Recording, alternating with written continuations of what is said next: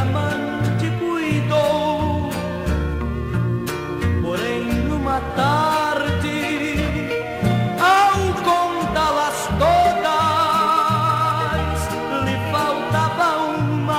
lhe faltava uma e triste chorou. As 99 deixou no aprisco e pelas montanhas a buscá-la foi. Estamos amanhecendo e amanhecendo com Cristo Jesus, né? Esse momento tão oportuno, tão abençoado que Deus está concedendo para nós. Graças a Deus, como disse o salmista, né? Deitei, dormi, levantei, porque o Senhor me susteve. E esse momento ele é muito oportuno de estarmos com a presença do Senhor. Aqui é o irmão Odair, estou fazendo esse culto doméstico diretamente da minha casa, da minha residência, com a minha família, né? Para quem ainda não conhece, né? Essa aqui é minha esposa, a irmã Márcia. Bom dia. E a minha filha Antonella. E também a minha filha Ana Hope. A nossa meditação vai estar com base aqui no livro do Evangelho de São João, capítulo 14, o verso 23, o qual a minha filha Ana Hope estará lendo nesse momento e vocês podem estar acompanhando. São João, capítulo 14, verso 23. Jesus respondeu e disse-lhe: Se alguém me ama, guardará a minha palavra, e meu Pai o amará. E viremos para ele, e faremos nele morada.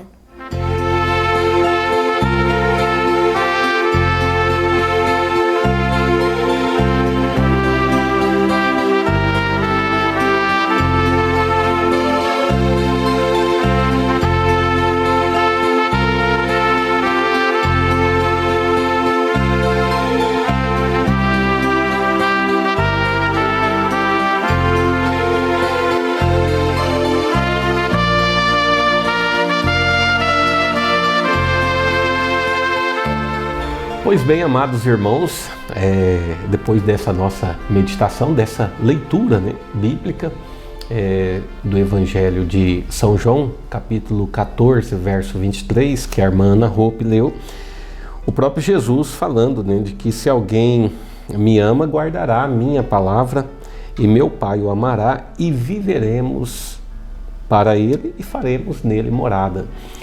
O nosso assunto anterior, da vez anterior, que tínhamos apresentado sobre casa, né?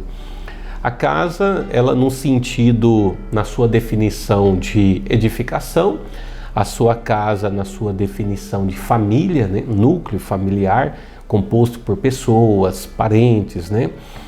A casa no sentido de lar, uma escassez, né? Lar. O lar ele vem da derivação de lareira, né? Ou seja, ninguém monta uma lareira e fica distante da lareira, né? Todo mundo quer se abrigar ali, quer estar junto, quer estar próximo, quer estar em círculo, né? Então, da onde veio essa palavra, né? Do lar. E também vimos a casa no sentido de igreja, templo, né, alma. Davi, ele teve um desejo de construir uma casa para Deus, um abrigo para Deus, um templo para Deus. E Deus chegou a dizer para ele: por acaso eu habito em templo feito por mãos de homens? Ou seja, existe algum espaço físico em que pode ali concentrar toda a divindade na sua potencialidade? Não tem como, não tem como. O profeta Jeremias diz que ele abriga, né, nos céus e na terra, ele preenche os céus e a terra, né? Ele chegou até mesmo a dizer a Davi, né, que a terra ele toma por escabelo dos seus pés, né? Ou seja, ele preenche todo o ambiente, tudo. E é claro, agora ele faz abrigo onde seja templo feito não por mãos de homens, mas por Ele próprio que criou. E qual é o templo que Ele próprio criou? Você, né? Sou eu, somos nós. Ou seja, somos templos criados por Deus. Né? Não é um poder da medicina, né? Não vem de outra força, a não ser do próprio Deus. Agora, o próprio Jesus, quando ele esteve aqui na terra, em determinado momento, ele se aproximou do templo e ele viu que estava tendo uma casa, mas uma casa de negócios, pessoas comercializando, vendendo, utilizando o templo para aquilo. Ou seja, a finalidade específica do templo, o destino o qual havia sido construído o templo, não era para aquilo, não era uma casa de câmbio de negócios. E ele tinha dito isso, né? Vós fizestes a casa do meu pai de uma casa de negócio. Não sabeis que aqui é uma casa de oração? Ou seja, que é um lugar para se orar.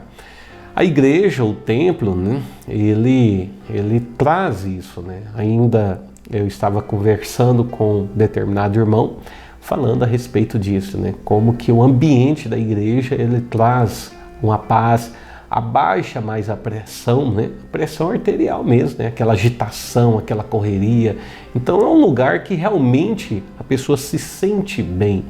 E ele deve se sentir bem, né? Deve se sentir um aconchego. Ou seja, a gente observa de que se o nosso corpo é uma casa, então a porta de entrada é a mente, né? Toda casa, já pensou? Um arquiteto desenha uma casa, um engenheiro vai lá, constrói uma casa e cadê a porta? Não tem porta. Mas como que eu vou entrar? Como que alguém vai acessar? Então, no nosso corpo, qual que é a porta de entrada? Se tratando fisicamente, nós temos 5 portas de entrada para acessar as emoções do nosso corpo, para acessar a memória do nosso corpo, para acessar, né, o nosso corpo. Seja através da audição, do olfato, do paladar, do tato, né, da audição, a visão, audição, paladar, tato, olfato, ou seja, são esses sentidos naturais, né, esses 5 sentidos naturais que acessam o nosso corpo. Agora, para acessar, vem através da mente, que sendo essa porta onde tudo está começando. E por incrível que pareça, hoje é onde que os maiores desafios, né, os maiores problemas acabam sendo acometidos. Muitas das vezes não é o problema em si, mas a reação que nós estamos tendo diante do problema, né? Então chegamos a enxergar isso, de que o problema não é propriamente o problema, mas a reação que você tem diante do problema. É o tempo em que, às vezes, o quanto que pesa essa xícara. Talvez você vai estar perguntando, mas ela está cheia ou ela está vazia? Não vai importar. A quantidade, né, não vai importar o material dessa xícara. O que vai importar é o tempo que eu retenho essa xícara segurando ela. Eu posso pegar aqui essa xícara com a minha mão direita e pegar 5 quilos, né, um pacote de arroz de 5 quilos com a mão esquerda e perguntar qual dele vai estar pesando mais. Depende do tempo. Se eu peguei o pacote de 5 quilos, já depositei ele ali, ele não vai refletir nada no meu corpo, no meu gasto de energia e tudo mais, né? Ou seja, determinada vez chegaram para o profeta, na mensagem, a palavra original, e chegaram para o profeta e disseram assim: olha, estão falando algumas coisas que não são próprias, né, a teu respeito, a respeito da sua família, envolve a tua família. E ele disse: irmão, eu já estava predestinado para passar por isso, e eu não posso estar olhando para isso, porque senão eu vou estar tropicando, né? Eu vou estar caindo o tempo todo se eu ficar o tempo todo olhando para isso, né? Ou seja, já houve um desapego daquilo ali. Existem coisas, minha irmã, meu irmão, que uma vez que você apresentou debaixo do sangue do Senhor Jesus Cristo, você desapega daquilo dali.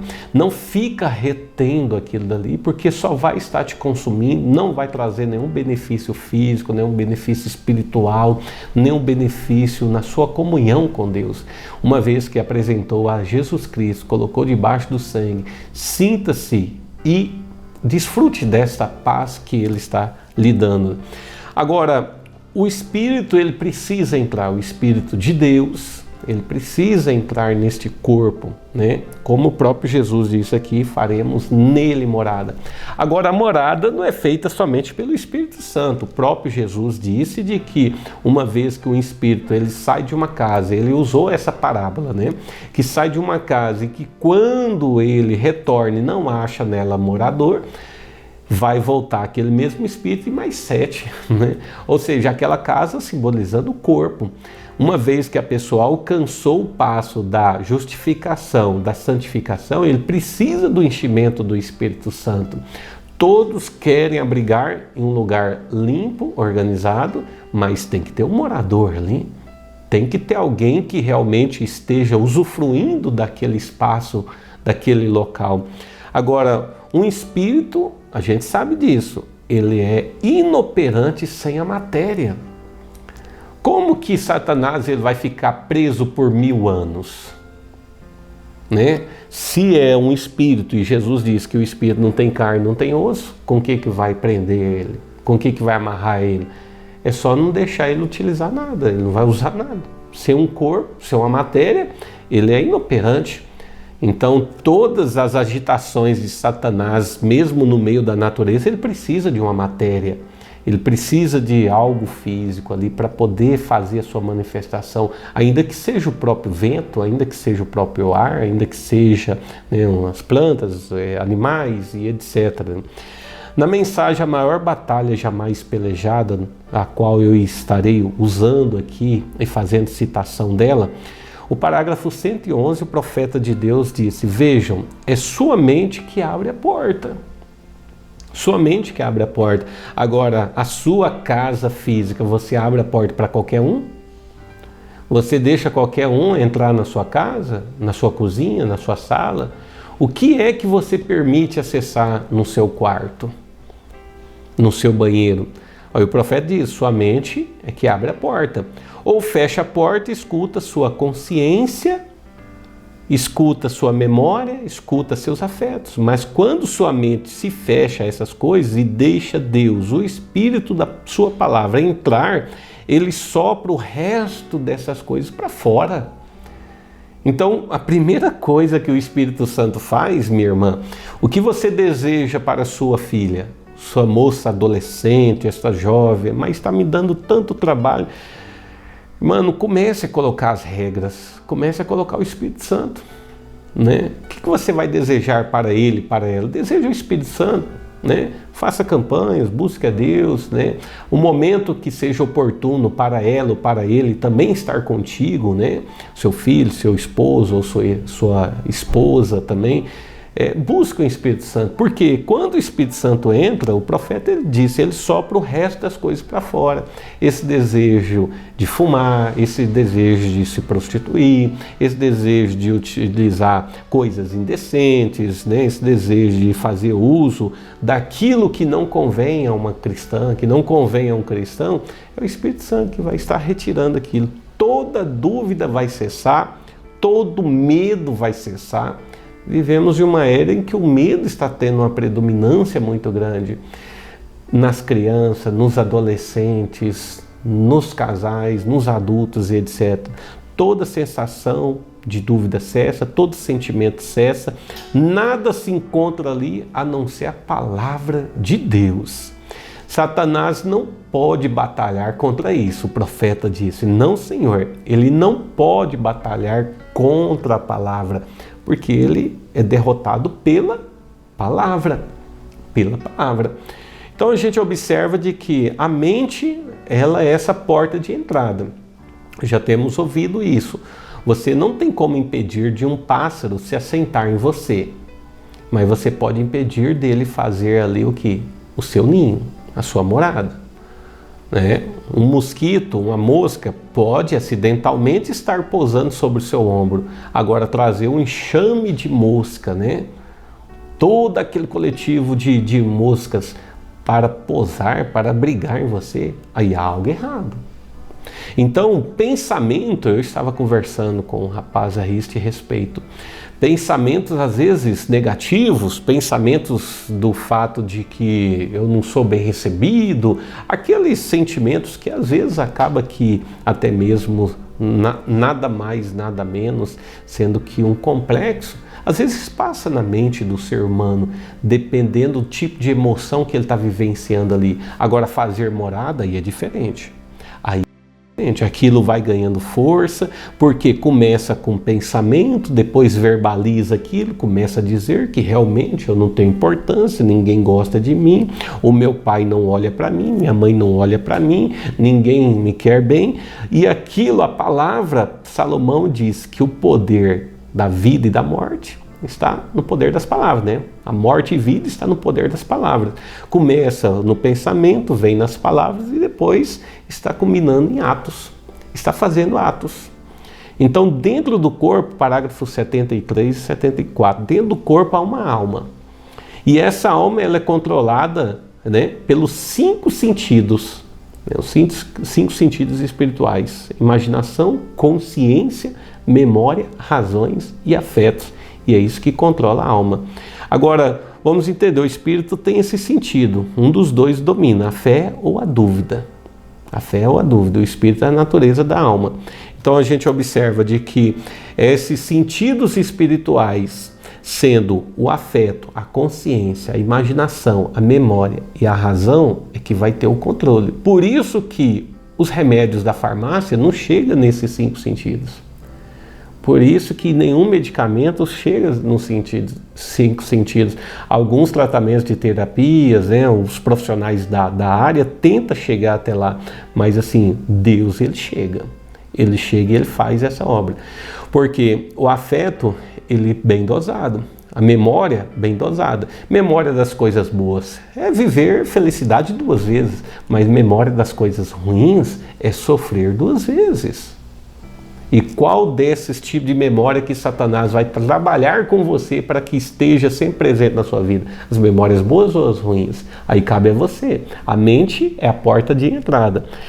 A imaginação, ela é boa, mas a imaginação para o mal, imagina. Isso é catastrófico, né? A consciência, ela é boa. O que o diabo quer fazer? Sufocar aquilo dali. Ele quer pegar um ente querido que partiu para o Senhor, em que as pessoas, elas de um certo momento ali sentem a sua falta, vivenciou o chamado dias de luto, mas se perpetuar com aquilo dali, para os demais que estão com vida, vão pensar, não nos ama. Todo o amor, a felicidade está canalizada apenas com aquele que já partiu. Mas para nosso desfecho aqui, né, devido ao nosso tempo, o parágrafo 178 dessa mesma mensagem: a maior batalha jamais pelejada. O profeta disse: Deus está chamando toda a semente de Abraão esta manhã a esse mesmo tipo de vida. Grande batalha está se dando agora no mundo inteiro. Tenha certeza disso. Deus quer que seus filhos se preparem. Por isso que é Deus te preparando. Na mensagem à era das igrejas, o profeta disse: Deus está chamando seu povo para reinar. E para reinar, ele disse, precisa se qualificar. E como se qualifica alguém? É treinando, capacitando, é fazendo provas práticas, né? Por isso que nós temos razões por termos tantas lutas, provas, tribulações. É Deus nos qualificando para reinar. É Deus te qualificando para reinar. E o profeta continua: Deus quer que seus filhos se separem do que? Visão, paladar, tato, olfato, audição, imaginações, consciência, memória, razoamento, afetos, tudo. Que abram a mente e deixam a palavra entrar e marchem com a palavra. Esse é o verdadeiro soldado. Essa é uma verdadeira soldada. É aquele que afasta todas essas coisas dos visíveis, dos imagináveis, daquilo que nós estamos vendo. Abraão, ele não andava por vista, ele andava por fé. Afasta tudo isso e a palavra de Deus entra em nosso ser, entre no seu ser neste momento, não apenas na sua casa, residência, mas na sua vida, na sua alma. Irmã, irmão, neste dia, marche com a palavra. O Senhor é contigo, varão valoroso. O Senhor é contigo, varoa valorosa. Deus vos abençoe. Tenha uma semana e um dia próspero no Senhor. Até nos vermos novamente. Deus abençoe em nome de Jesus Cristo.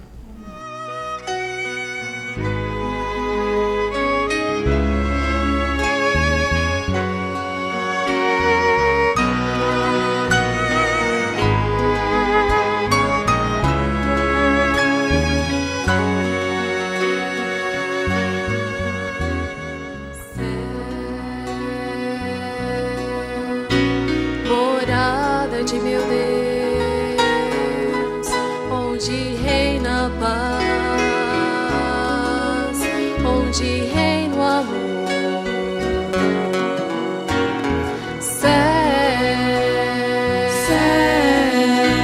Ó lindo céu,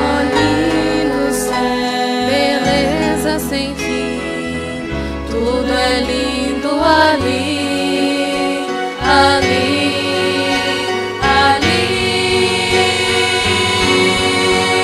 Ao rio cujas correntes alegram a cidade de Deus, santuário das moradas do Altíssimo,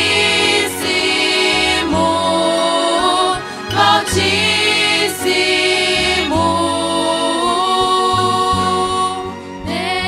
Desejo ir morar ali, pois minha alma anseia ver o Rei como Ele é.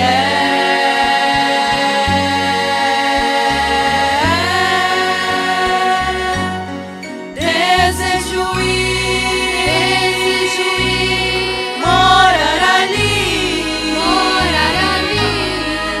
nas mansões celestes, moradas de meu Deus.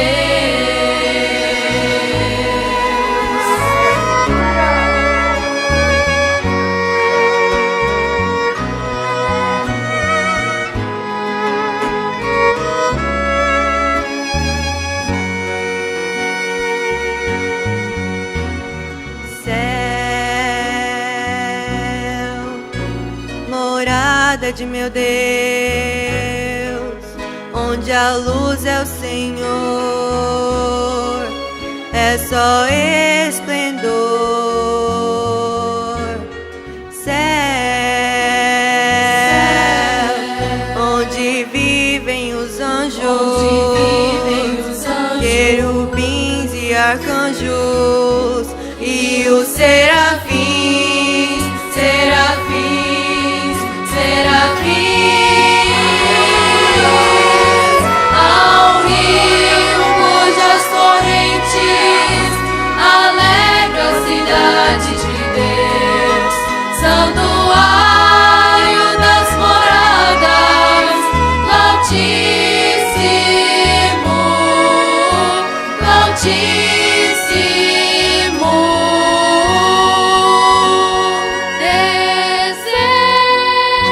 Desejo ir morar ali, pois minha alma anseia ver o Rei como Ele